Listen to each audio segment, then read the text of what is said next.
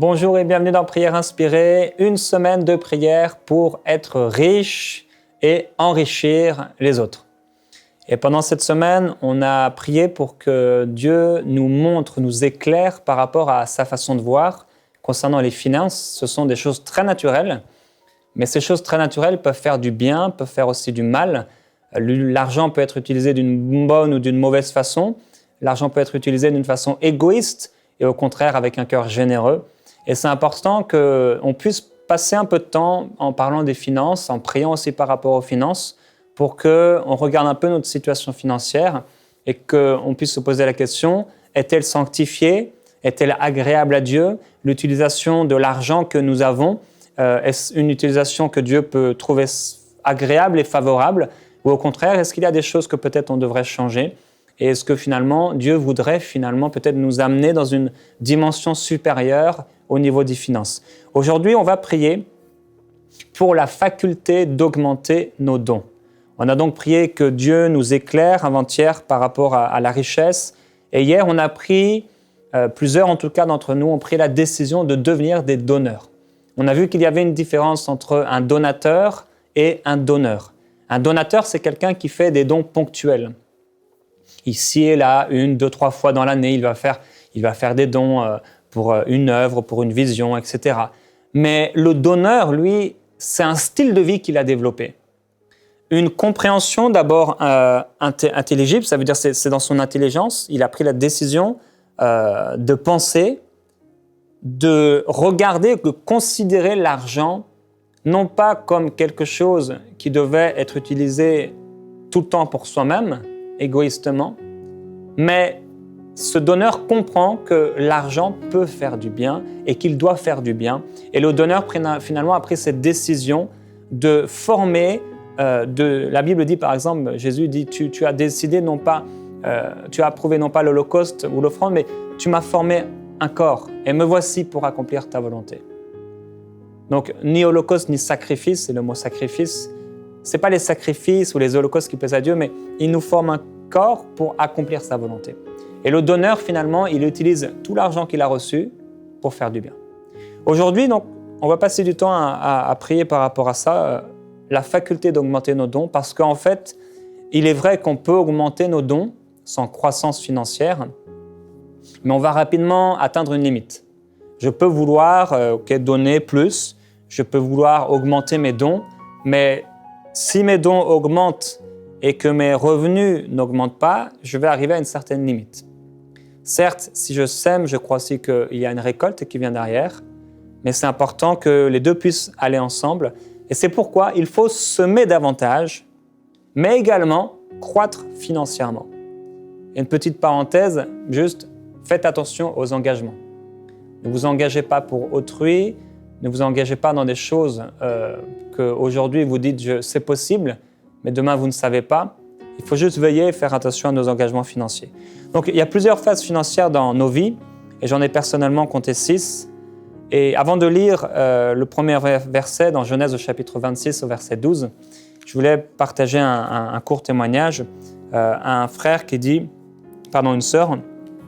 Elle écrit « J'ai suivi le message ce matin, découvrant le Saint-Esprit. Et voici, je vis en France depuis maintenant 7 ans et j'arrive au moment où je dois renouveler mon titre de séjour comme étant travailleur étranger en France. Et tout allait bien, mais là, il commence à se présenter des choses compliquées parce que mon employeur ne me fournit pas tous les documents. Et ce matin, après le 4e message dans Prière Inspirée, je me suis mise dans la prière demandant à l'Esprit de m'annoncer les choses cachées que je ne comprends pas. Et je me suis assoupi et après la prière, alors le Saint-Esprit m'a révélé dans un songe concernant ma démarche pour le renouvellement. J'ai saisi qu'il y a des combats, etc. Et je bénis le Seigneur qui nous parle au travers de ses serviteurs par son Esprit. Je bénis l'œuvre de l'Esprit qui nous révèle toutes choses quand on le demande. Elle dit « Ma journée a été richement bénie, le Seigneur nous a surpris. Alors qu'on s'inquiétait sur les finances, comment finir notre week-end, Dieu dans sa fidélité m'a ouvert une porte. J'ai reçu un chèque auquel je ne m'attendais pas du tout. Et je reconnais toute sa fidélité dans ses œuvres. Alléluia, que Dieu soit loué. Votre sœur à partir de la France. » Et on se réjouit pour Dieu qui pourvoit nos besoins. On l'a dit hier, avant-hier. Dieu est bon, il veut pourvoir à nos besoins. Et ça doit être quelque chose qu'on doit comprendre. Dans Genèse au chapitre 26, au verset 12, on lit que Isaac sema dans ce pays et il recueillit cette année-là le centuple, car l'Éternel le bénit. Cet homme devint riche et il alla s'enrichissant de plus en plus jusqu'à ce qu'il devint fort riche ou encore très très riche. Et on a vu que la prospérité financière ou le fait de s'enrichir, c'est un des fruits de la bénédiction divine dans nos vies. Le problème, c'est que beaucoup de chrétiens veulent prospérer sans semer. Ils veulent la récolte d'Isaac, mais ils jettent un peu de semences dans le champ, ils jettent un peu de semences en l'air et ils s'imaginent qu'ils vont récolter un champ complet alors qu'ils ont fait une maigre semence. Et Isaac, lui, il a semé dans ce pays. Et si nous voulons récolter, on doit comprendre qu'on doit semer. Dans 1 Corinthiens, au chapitre 16, l'apôtre Paul va parler à des chrétiens nés de nouveau, et il leur dit « Venons-en à la question de la collecte en faveur de ceux qui en Judée appartiennent à Dieu. » Donc il y avait des gens qui étaient dans le besoin. Il dit « J'ai déjà donné mes directives aux églises de la Galatie, suivez-les vous aussi, que tous les dimanches, ou encore d'autres traductions disent le premier jour de la semaine, chacun de vous mette de côté chez lui une somme d'argent selon ce qu'il aura lui-même gagné, pour qu'on n'en ait pas besoin d'organiser des collectes au moment de mon arrivée. Et quand je serai venu, j'enverrai à Jérusalem pour y porter vos dons, les hommes que vous aurez choisis, munis de lettres de recommandation. » Il dit donc que tous les dimanches, chacun mette de côté de l'argent selon ce qu'il aura gagné. Quelqu'un qui gagne 1 000 € aura beaucoup de difficultés à donner 10 000 €. Et quelqu'un qui gagne 20 000 € aura peu de difficultés à donner 10 000 €. Donc, on sait qu'on va donner selon ce qu'on aura gagné. Et hier, je vous ai parlé de ce document et je vous ai encouragé à noter sur ce document tous les dons qui avaient été faits depuis le 1er janvier de cette année aux différentes personnes que vous avez pu rencontrer depuis le 1er janvier et donc de noter les dons que vous avez faits, les personnes et les dons que vous avez effectués à ces personnes-là. Et hier, on a pris la décision de devenir des donneurs. Maintenant, je voudrais vous encourager avec ce document ici de prendre la décision de mettre de côté chaque mois de l'argent pour soutenir une œuvre, même sans savoir quelle est cette œuvre, mais chaque mois, mettre de l'argent de côté. Peut-être, vous pouvez vous poser la question, est-ce que je peux donner quelque chose tous les mois? Est-ce que peut-être j'ai la faculté de donner 30 € par mois pour faire du bien? Peut-être 20 000 francs CFA, peut-être 30 $. Posez-vous la question sincèrement, est-ce que j'ai assez pour donner tous les mois en faveur d'une œuvre ou en faveur de quelqu'un ou en faveur d'un point d'interrogation? Ça veut dire, je mets cet argent de côté, peut-être je le sors de la banque, je le mets sur une table et pendant ce mois, je vais avoir mon cœur ouvert pour le donner à quelqu'un. Ça, c'est le donneur. Le donneur réfléchit à donner. Il pense à donner. Le donateur, il regarde une vision, on lui parle d'une vision, et là, son cœur est touché, il va donner. Gloire à Dieu, on a dit pour le donateur, c'est extraordinaire. Et il y a encore l'autre type de personne, lui, il n'y pense jamais à donner. Et ça, c'est mauvais. Et on doit se poser la question, est-ce que cette personne-là est née de nouveau? Puisque lorsque le salut entre dans la vie de quelqu'un, dans le cœur de quelqu'un, cette personne devient naturellement généreuse. Dans 2 Corinthiens, un peu plus loin, au chapitre 9, l'apôtre Paul, maintenant, dit, au verset 6, « Sachez-le, celui qui sème peu moissonnera peu, et celui qui sème abondamment moissonnera abondamment. » Donc on parle ici de faculté d'augmenter nos dons. Que chacun donne comme il l'a résolu dans son cœur, sans tristesse ni contrainte, car Dieu aime celui qui donne avec joie. Et Dieu peut vous combler de toutes sortes de grâces, afin que possédant toujours, en toutes choses, de quoi satisfaire à tous vos besoins, vous ayez encore au-delà, en abondance, pour toute œuvre bonne. Selon ce qu'il est écrit, il a fait des largesses, il a donné aux indigents, sa justice subsiste à jamais. Au verset 10, « Celui qui fournit de la semence au semeur et du pain pour sa nourriture, vous fournira et vous multipliera la semence et il augmentera les fruits de votre justice. » Ça veut dire que Dieu met la semence dans nos mains et pendant que nous semons, Dieu multiplie cette semence, donc la faculté de pouvoir donner, dans nos mains. Et plus nous donnons, et plus il augmente la capacité de donner, et il dit ici qu'il augmente en même temps les fruits de notre justice. Hier, on a prié, on a parlé de toutes ces injustices sociales. Les très pauvres, les riches sont parfois injustes, ou le gouvernement, la société, dans sa méchanceté, est injuste envers ces gens-là. Et nous, on peut, à travers nos finances, le royaume de Dieu, justice, joie, paix, amener la justice de Dieu donc et faire du bien. Ça veut dire quoi? Dieu met dans nos mains la semence. Maintenant, pendant que je sème cette semence, Dieu dit maintenant qu'il multiplie et qu'il fournit la semence. Il la fournit et il la multiplie pour que les fruits de ma justice soient augmentés. En fait, c'est quelque chose qui continue constamment. Comme le paysan qui revient année après année, saison après saison sur son champ et il en récolte un bénéfice. Au verset 11, « Vous serez de la sorte enrichis à tous égards en vue de toute espèce de libéralité qui, par notre moyen, feront offrir à Dieu des actions de grâce. » Donc, aujourd'hui, nous parlons de la faculté de donner davantage, faculté d'augmenter nos dons. Mais on ne peut pas prier pour la faculté d'augmenter nos dons, pour pouvoir donner plus, si déjà on ne donne rien.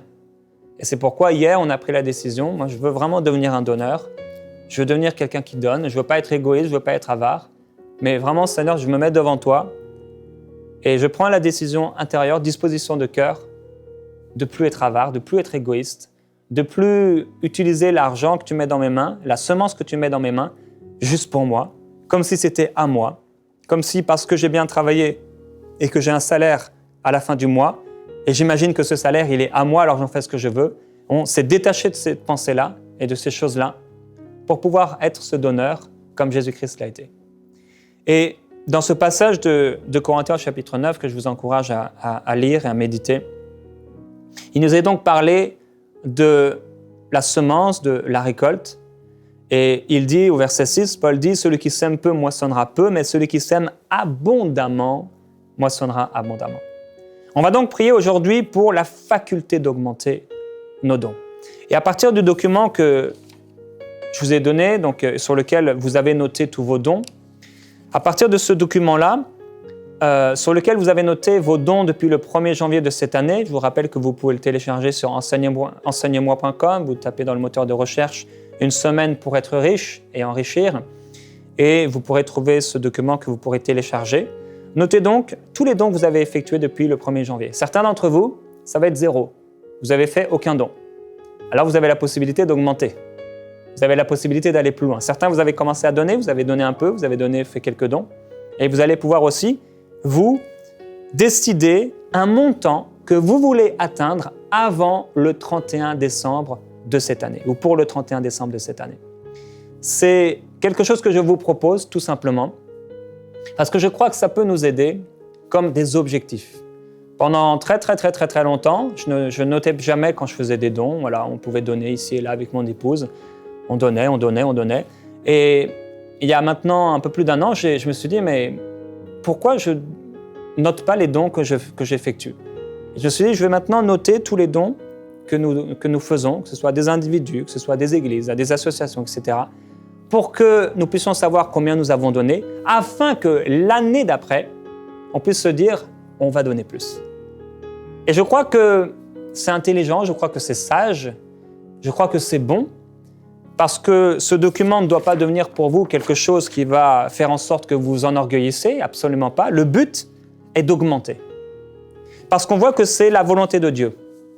Il vous fournit, il vous multiplie la semence et il augmente les fruits de la justice. Comment on peut savoir qu'on augmente si on n'a pas noté?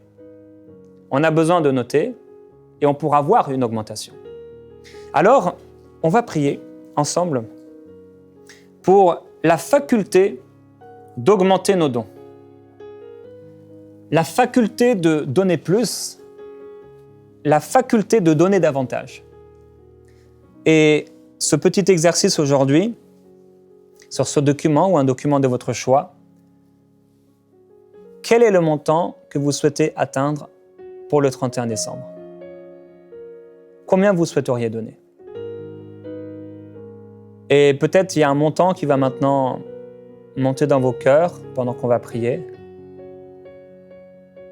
Et parfois, c'est un montant qui est réfléchi en fonction de ce que nous avons, en fonction peut-être du superflu, au-delà du vêtement, des besoins vitaux, de la nourriture. Peut-être pour certains, ce sera un certain montant, pour d'autres, ce sera beaucoup plus, beaucoup moins. Mais donnons-nous un objectif. Et si on n'atteint pas, entre guillemets, cet objectif, ce n'est pas une histoire d'incrédulité ou quoi, mais si vous n'atteignez pas cet objectif au 31 décembre, ne vous jetez pas des pierres ou ne vous lapidez pas, mais simplement, dites-vous, c'est pas grave, l'année prochaine, je vais réussir. Simplement pour développer ce cœur de donneur. Le monde, il calcule pour lui-même. Et il est comme cet homme qui dit « Mon âme, tu as beaucoup de biens en réserve, maintenant profite de la vie. » Et Dieu lui dit « Insensé, ce que tu as récolté, ce que tu as moissonné, ce que tu as emmagasiné, ce que tu as engrangé, ce ne sera pas pour toi. Tu vas mourir cette nuit même. » Et Jésus dira « Il en est ainsi de quiconque n'est pas riche pour Dieu. » Alors on veut être riche pour Dieu. Et donc, je veux prier pour vous, pour la faculté d'augmenter vos dons. Et là où vous êtes, vous pouvez fermer vos yeux, si vous êtes en couple ou en famille, vous prendre par la main, si peut-être vous êtes en église en ce moment, en groupe de maison et vous écoutez cette émission, prenez-vous par la main ensemble et je veux prier pour vous. Père, je te glorifie parce que ta parole nous montre ta volonté parfaite. C'est tellement bon de savoir que on connaît ta volonté. Tellement bon de savoir que celui qui sème peu moissonne peu, mais celui qui sème abondamment moissonne abondamment. Tellement bon de savoir que chacun d'entre nous peut prendre une résolution dans son cœur de donner. Tellement bon de savoir que tu as le pouvoir de nous combler. Tu as le pouvoir de nous combler, pas de nous donner juste assez, pas de nous donner le minimum, les besoins vitaux, essentiels, primaires, mais de nous combler. Tu as le pouvoir de combler mon frère et ma sœur. Et je déclare que tu la combles, que tu le combles de tes bienfaits.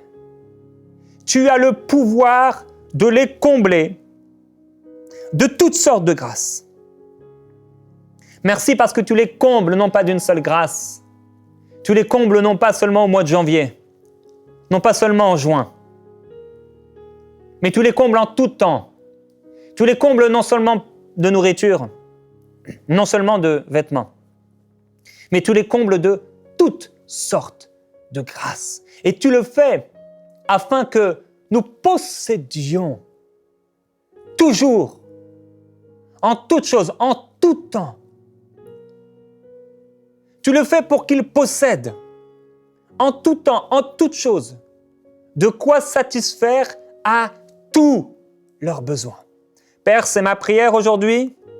Selon ta parole, je m'appuie sur cette parole et je déclare que ta puissance maintenant est agissante par la foi et par le Saint-Esprit pour une possession des biens au-delà des besoins vitaux en abondance. Que tous leurs besoins soient pourvus.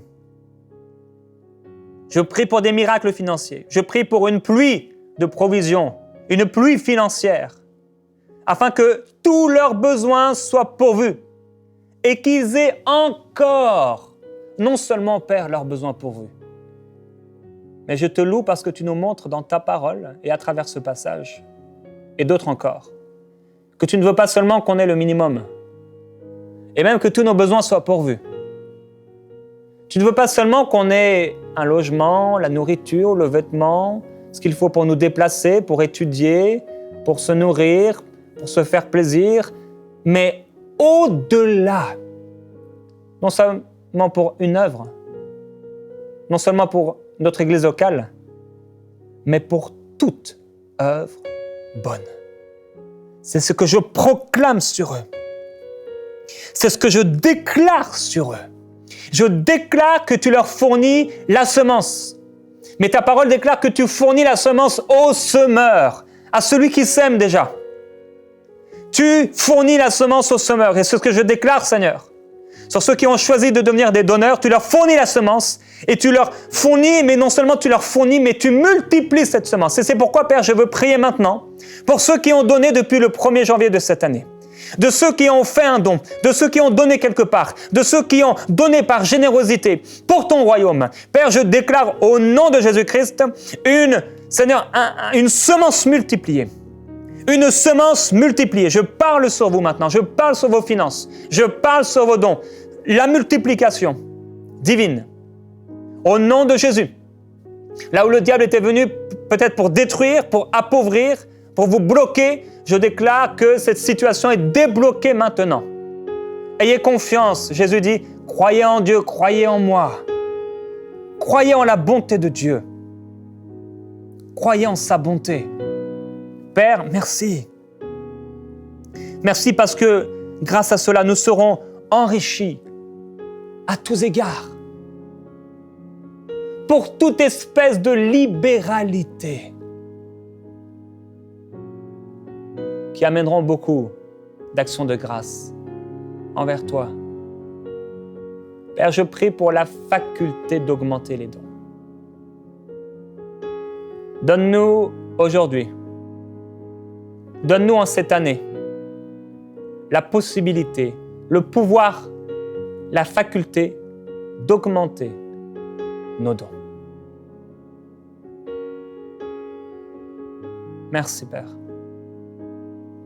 Merci pour la provision. Merci pour des témoignages comme notre sœur qui s'inquiétait et elle a reçu un chèque auquel elle n'avait pas pensé. Je te loue de ce que nous n'avons pas à nous inquiéter. Tu dis que ça, ce sont les païens qui le recherchent. Ce sont les païens qui s'inquiètent parce qu'ils n'ont pas le royaume de Dieu en eux, parce qu'ils ne te connaissent pas, parce qu'ils ne sont pas encore enfants du Père Céleste. Mais toi, tu es un Père Céleste. Et tu as compris depuis bien longtemps que l'argent a un pouvoir. Le pouvoir de bénir, le pouvoir d'être injuste, le pouvoir de faire du mal, le pouvoir de faire abonder le péché, le pouvoir d'amener à la réalisation des rêves et des rêves qui sont dans les cœurs, des rêves impurs, mais aussi des rêves purs. Et Père, je prie pour les églises locales aussi, pour la faculté d'augmenter ces dons. Je prie pour ceux qui vivent pour toi, ceux qui te servent à temps plein ou à temps partiel, entre guillemets, dans une œuvre particulière, pour la faculté d'augmenter, pour la multiplication. Je prie, Père, que ce montant maintenant que tu nous donnes, que tu mets dans le cœur de plusieurs personnes, il puisse l'atteindre. Et que d'année en année, nous puissions donner toujours plus parce que ta parole est véritable. Et Père, aujourd'hui, on refuse de penser comme le monde et de croire aux mensonges sataniques qui veut nous faire croire dans un naturel. Toujours le même salaire, toujours les mêmes dons. Toujours les mêmes entrées, toujours les mêmes dons. Parce que ta parole nous dit autre chose. Tu dis que si on sème, tu vas multiplier cette semence. Tu vas la fournir, puis tu vas la multiplier, puis tu vas augmenter les fruits de notre justice. Père, je glorifie ton nom pour cette femme qui, dans les évangiles, a donné tout ce qu'elle avait. Parce qu'elle a été beaucoup pardonnée, elle a beaucoup aimé. Père, je prie qu'il n'y ait aucun cœur qui écoute cette émission et qui prie aujourd'hui. Aucun cœur mauvais, aucun cœur égoïste, aucun cœur avare. Mais que chaque cœur soit épuré par le Saint-Esprit précieux. Et que la crainte de Dieu naisse dans les cœurs là où elle est manquante. Et qu'il y ait de puissantes décisions qui soient prises concernant les finances. Je te loue, Seigneur, parce qu'on va voir la différence entre celui qui te sert et celui qui ne te sert pas. Et on verra la différence à cause de son cœur, on verra la différence à cause de ses actions, on verra aussi la différence à cause de sa prospérité, sa générosité. Nous prions, Père, cette semaine pour être riches en œuvres bonnes, pour enrichir plusieurs qui ont besoin d'argent, enrichir des œuvres, enrichir des visions, enrichir ton royaume. Oui, Père, nous prions que ton royaume vienne. Et il est venu. Que ta volonté soit faite sur la terre comme elle est au ciel. Merci parce que tu as accompli ta volonté sur la terre avec nos mains et avec nos cœurs. Nous t'aimons, Seigneur Jésus-Christ, et on glorifie ton nom. Alléluia. Merci au Seigneur pour les cœurs obéissants et pour les décisions que vous avez prises encore aujourd'hui. Plusieurs personnes, vous avez reçu un chiffre, un montant. Et sur cette feuille que vous pouvez mettre quelque part dans votre Bible ou dans un endroit particulier où vous retournez régulièrement, eh bien, continuez à noter les dons que vous allez faire pendant cette année. Notez-les. À chaque fois que vous faites un don, vous pouvez le noter et arriver à cet objectif. Et à la fin, vous pourrez prendre cette feuille et louer Dieu avec votre épouse ou votre époux, peut-être si vous êtes seul, et remercier Dieu ou avec l'Église, d'une manière, bien sûr, sans montrer forcément le montant, bien sûr, mais d'une manière entre guillemets secrète, mais louer Dieu. Et vous allez pouvoir dire, Seigneur, merci parce que j'ai donné tant. Merci parce que j'étais une source de bénédiction. Et Seigneur, l'année prochaine, je donnerai encore davantage par ta grâce. Frères et sœurs, on se retrouve demain dans Prière Inspirée pour un temps d'exhortation et de prière ensemble. Je dis donc à demain dans Prière Inspirée. Envoyez-nous vos sujets de prière à prière@enseigne-moi.com.